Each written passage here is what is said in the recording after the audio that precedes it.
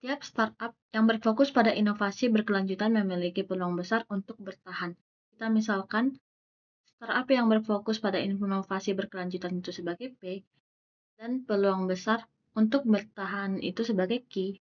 Oleh sebab itu kalimat ini dapat kita tulis sebagai setiap atau semua P itu memiliki Q.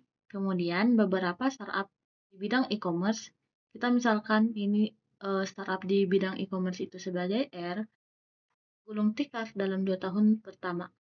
Gulung tikar artinya dia tidak bertahan. Maka kalimat gulung tikar dalam 2 tahun pertama ini dapat kita notasikan sebagai negasi ki. Karena ki tadi itu bertahan. Beberapa R itu adalah min ki. Ketika kita menjumpai bentuk jika A maka B, ini akan kontraposisi dengan jika negasi B maka negasi A.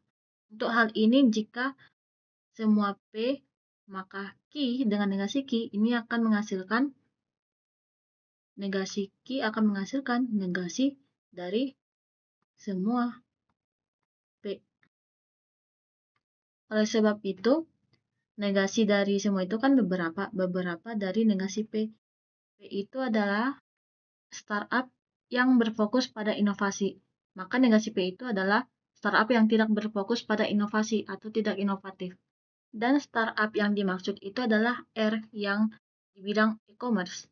Oleh sebab itu, kesimpulan yang kita ambil itu adalah beberapa startup di bidang e-commerce itu tidak berfokus pada inovasi atau tidak inovatif.